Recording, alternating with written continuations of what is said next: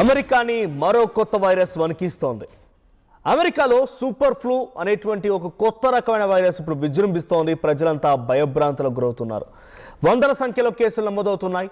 చిన్నపిల్లలు, వృద్ధులు, గర్భిణీలపైన ఈ వైరస్ తీవ్రమైన ప్రభావం చూపిస్తోంది.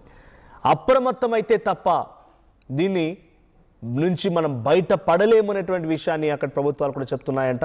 ఇక మాస్క్ తప్పనిసరిగా ధరించడం బెటర్ అని సూచిస్తున్నారు. జ్వరం, దగ్గు, విరోచనాలు లాంటివి ఫ్లూ లక్షణాలుగా తెలుస్తోంది. ఇక యూరోపియన్ దేశాల్లో కూడా ఇదే రకమైనటువంటి సూపర్ ఫ్లూ కేసులు పెరిగిపోతున్నాయి.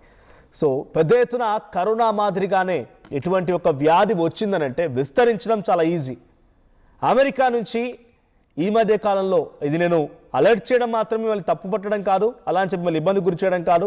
ఎవరు రీసెంట్గా వచ్చినట్టయితే మీకు ఇటువంటి సిమ్టమ్స్ ఉంటే కనుక వెంటనే ఆసుపత్రిలో చేరండి. మీరు ఆసుపత్రిలో చేరి మిమ్మల్ని మీరు రక్షించడంతో పాటుగా మీ తోటి వారు కూడా రక్షించే ప్రయత్నం చేయండి.